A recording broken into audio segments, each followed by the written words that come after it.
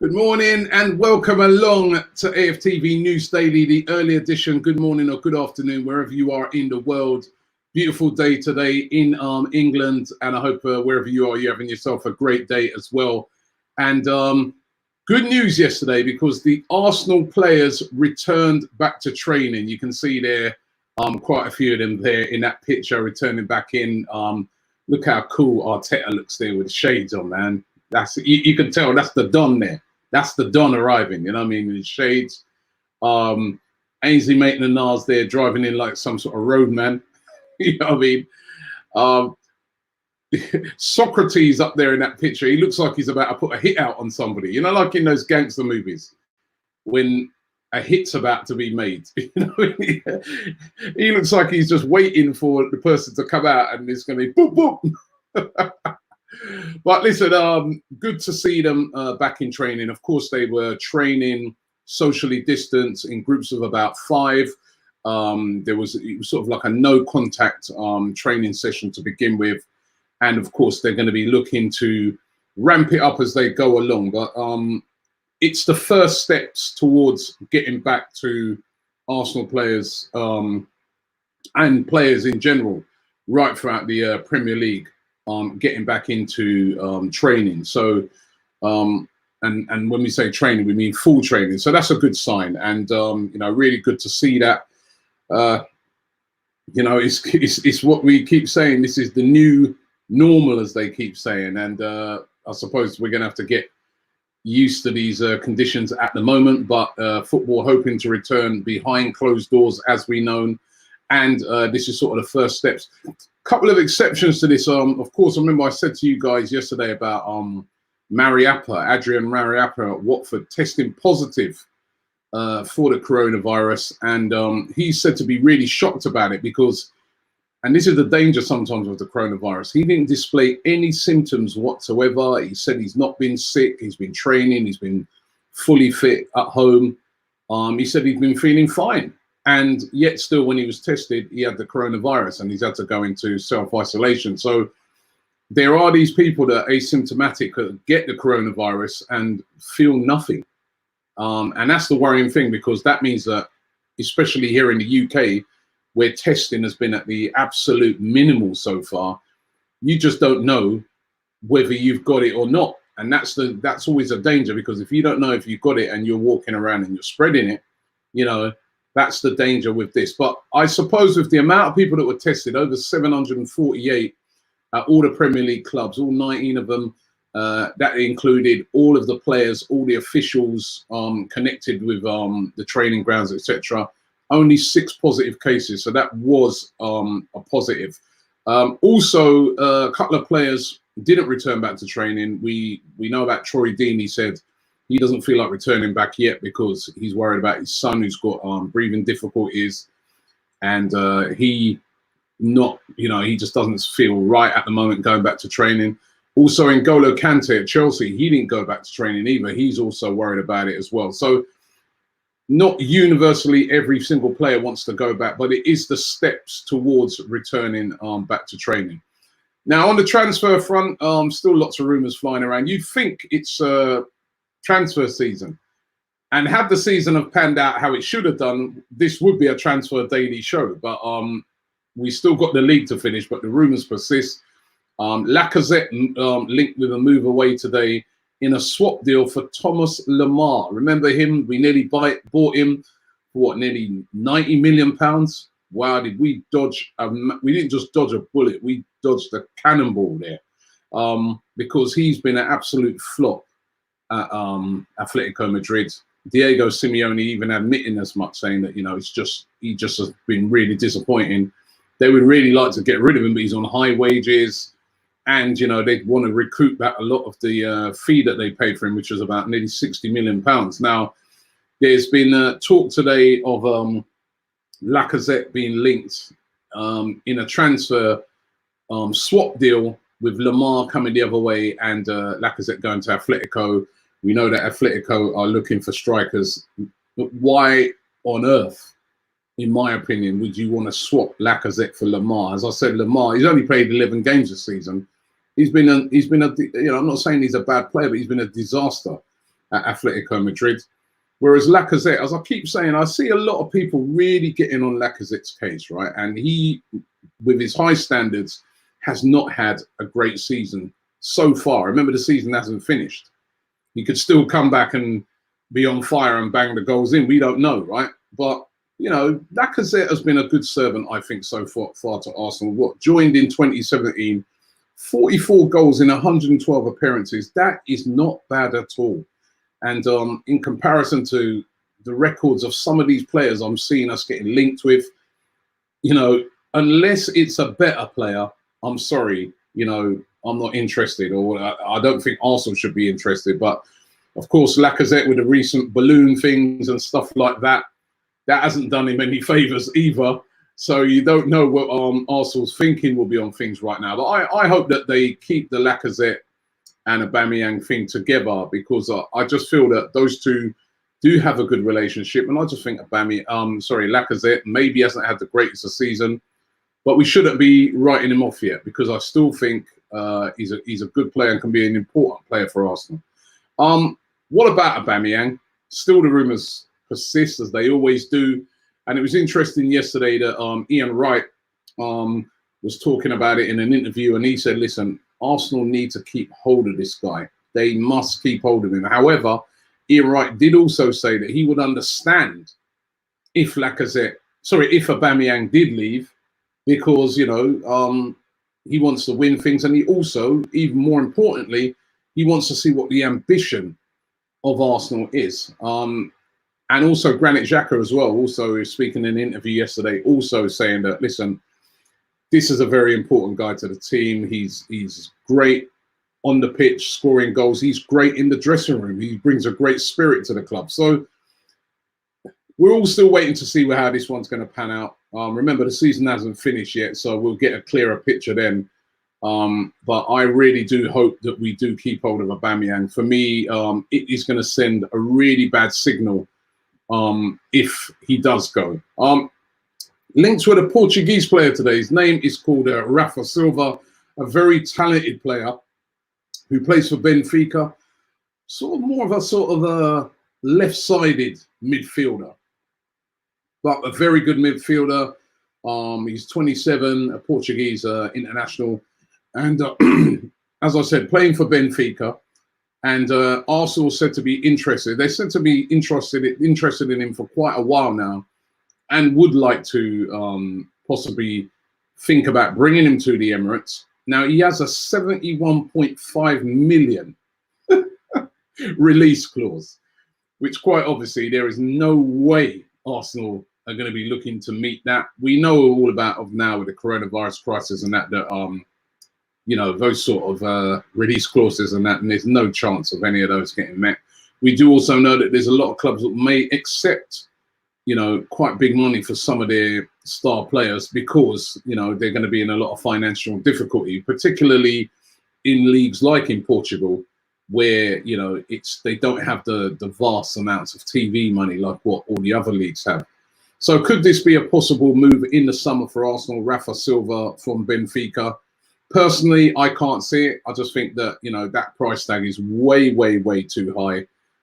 We already know that Arsenal are favouring swap and loan deals or low deals this season, and I just can't see them making that sort of investment. But he has been linked with a move today, as is the Dortmund defender, Manuel Akanji. Now, he played actually at the weekend in that game against Schalke.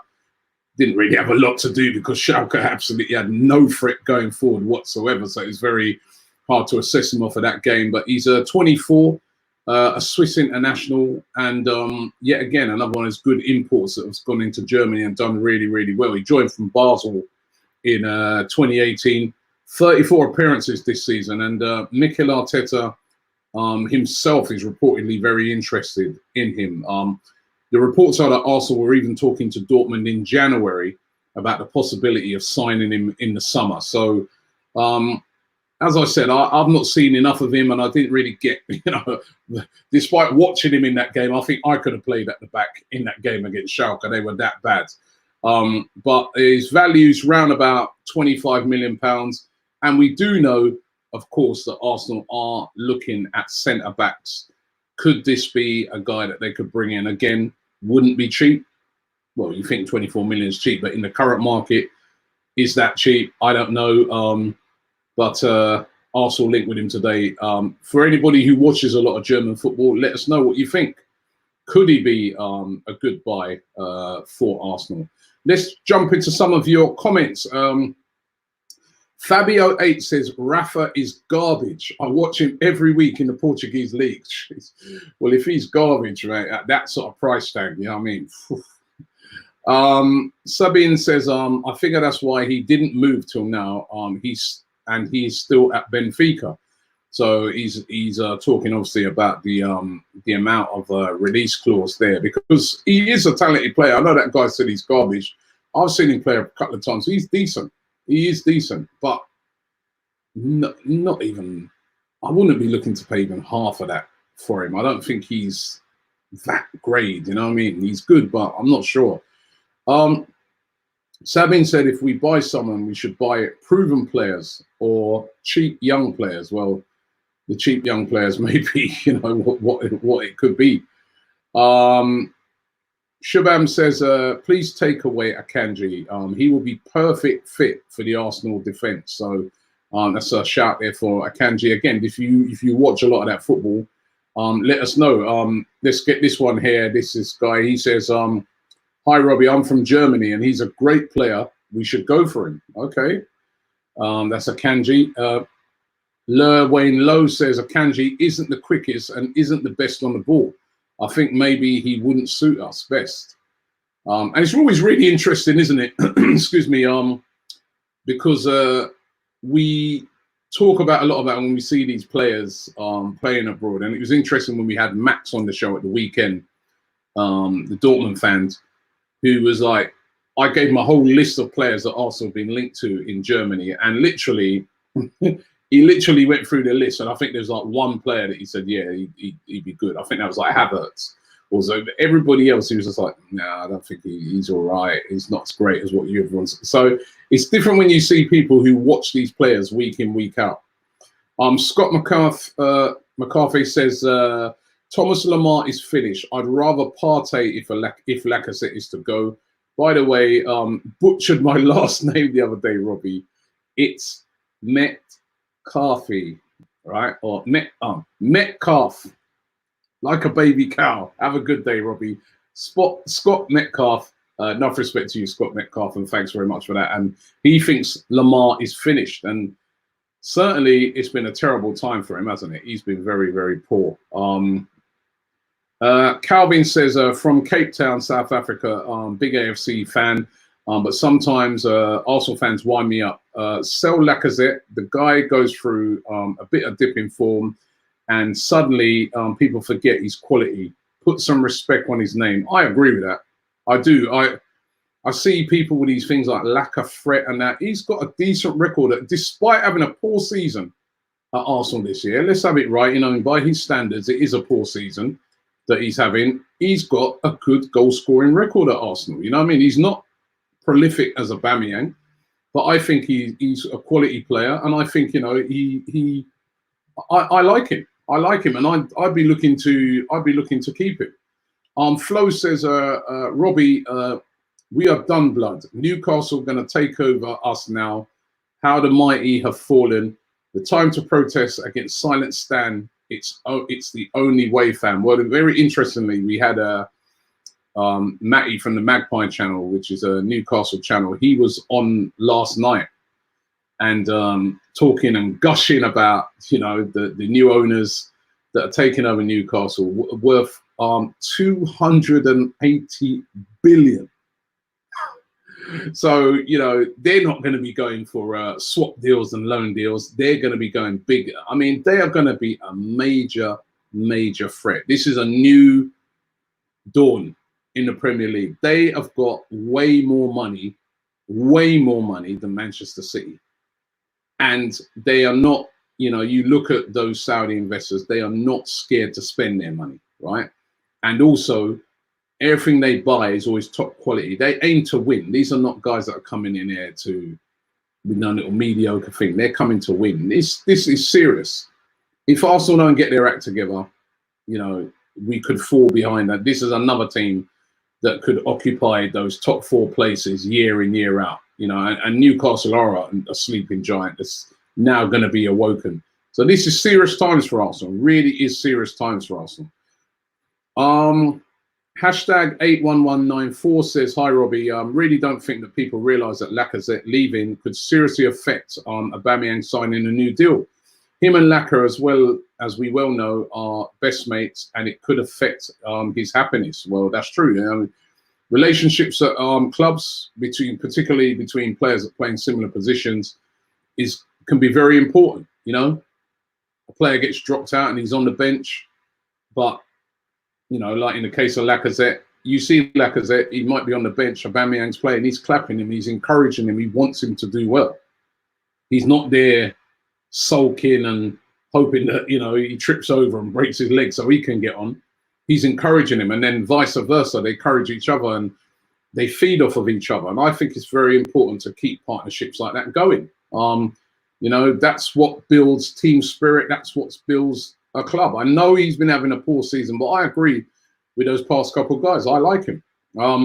Marvin Blake says, keep Abba and Laka, sell Torreira and Deadwood defenders and bring in Partey and a centre-back like Disasi, and keep Mari also. And that's the other thing. That's the next one, Torreira. I mean, I hope that all these rumours about him wanting to go back to Italy aren't true, because I really want to see this guy get a full season at Arsenal and see what he can do. I really do believe in Torreira. I think he's quality. I really do. Rasmus says, regarding the Justin Kluivert links yesterday, I think Lorenzo Pellegrini would be a better fit for Arsenal. He can replace Ozil and he can play as a free 8 like Ramsey did. Listen, there's lots of players being linked, of course, to the Ozil position. We all know that Ozil will still be here. But, yeah, they're all good options. Flo says, when's it going to end, Robbie? DT style. When's it going to end? I don't know, man. Alexander says, all these players we are linked to, are we going to have a new squad? It takes time. It takes time to build a squad, and it's going to take time for Arsenal. They're going to get linked to absolutely everybody, yes, but it's going to take time. It really is going to take time to build this squad. I don't think Arteta will have his team in place for another, not next season, not this window, and not the next window, probably the window after that. The Notorious 7 says, AFTV transfer window would be incomplete without links to Lamar and Draxler. Love you, Robbie. Thanks for making my lockdown a lot more fun. Respect, bro. You know what? We do always seem to. I remember the legendary Benzema, when we always used to be talking about him. That used to be, you know, every show, and then he ended up not coming. But that was a classic. Aaron White simply says, we need stand out. The op says, Robbie, reports from Latin Sports in France that PSG are going to go for Aubameyang if they don't get Icardi. Latin Sports, not the most reliable of sources, I can tell you that. They're another one of these sites that have loads and loads and loads of rumours. But listen, who knows? If they can't get Icardi, Aubameyang would be a great fit, I suppose. If you're PSG, I think he'd score loads of goals in France. He's French, you know, even though he plays for Gabon, but he's French, really. He's from France, right? So going back to France and playing for PSG might appeal to him. Shrey says, Robbie, Arsenal should be going for Ruben Diaz rather than Rafa Silva. Diaz was linked and scattered by Arsenal last season.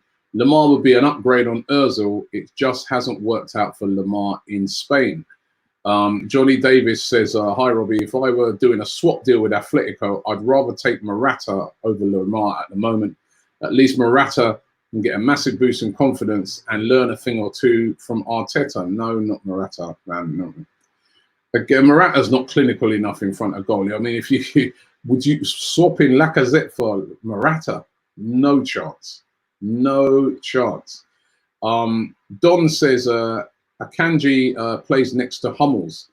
and he plays in the Champions League, you ain't getting him. You know what I mean? Well, listen, you're probably right, but money does talk in these things.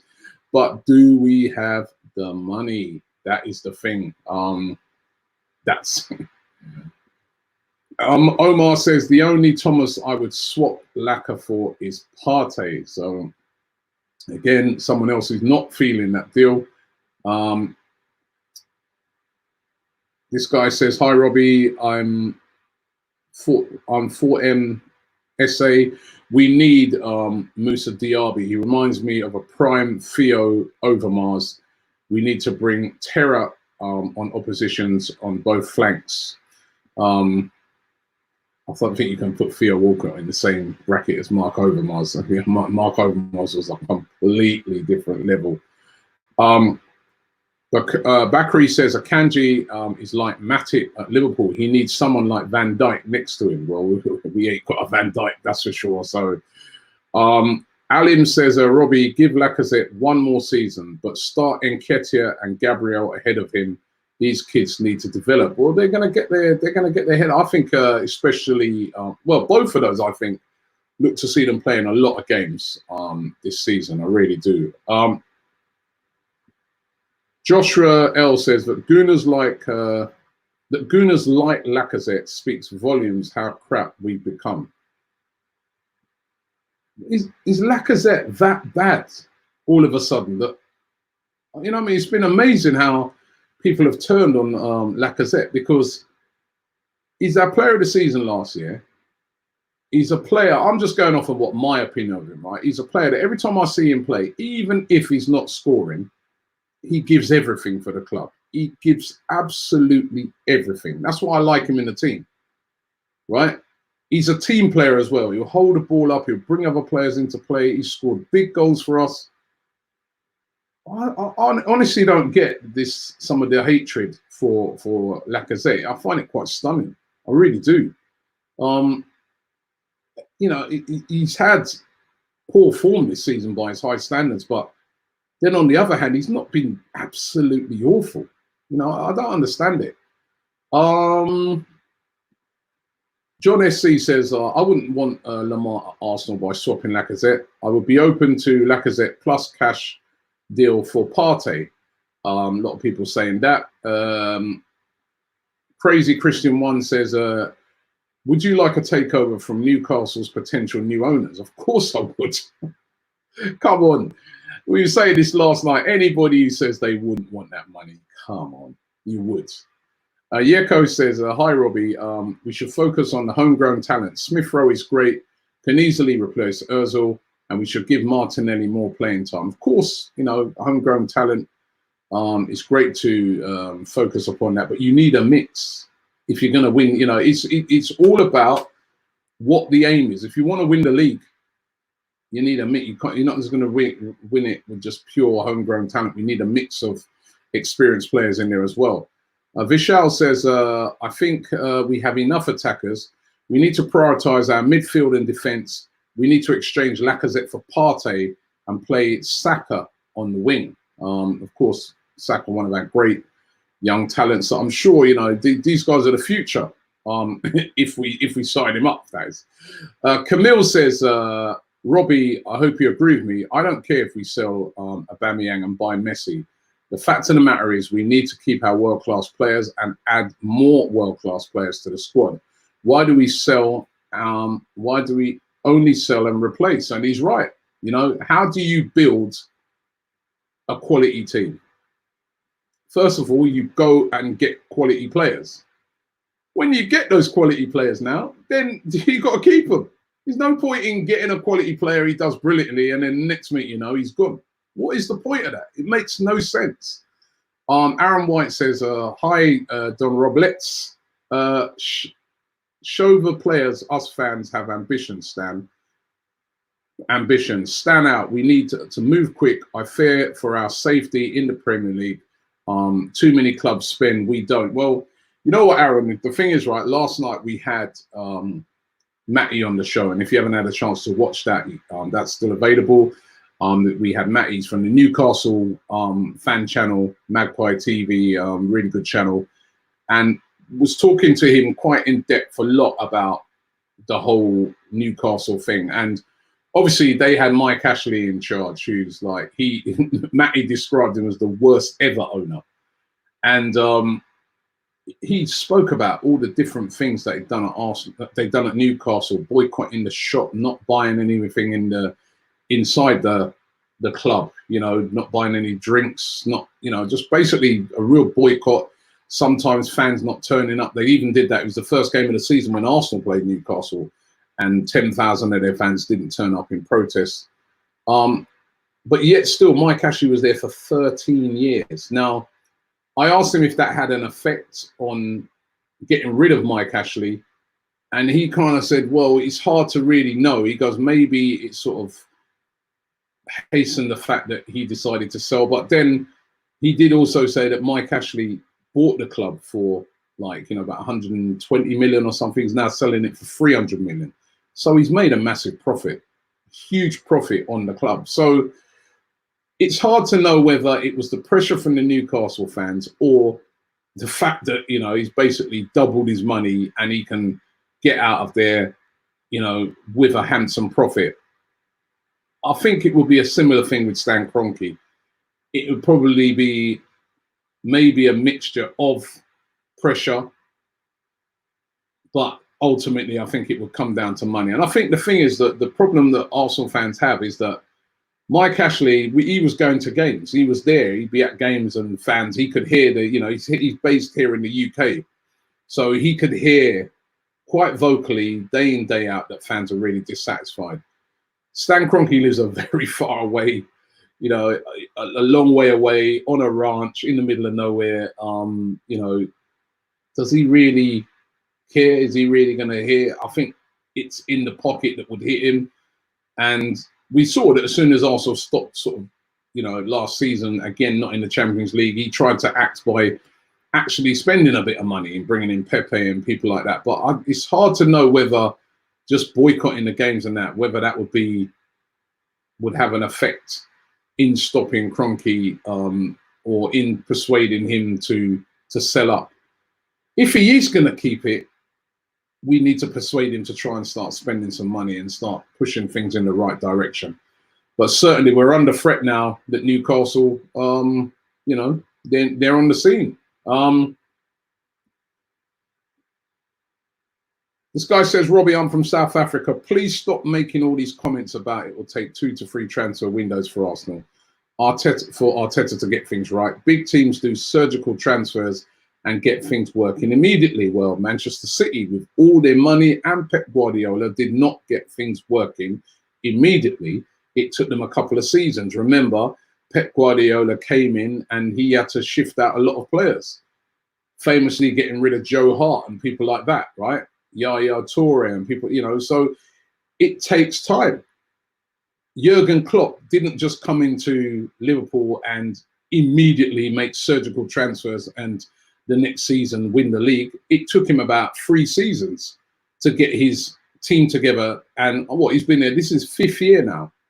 Now he's going to win the league. Last year he was challenging for the league. It took him over 3 seasons to assemble a team to be able to challenge for the league. So I really don't agree with you. It takes time to build a team.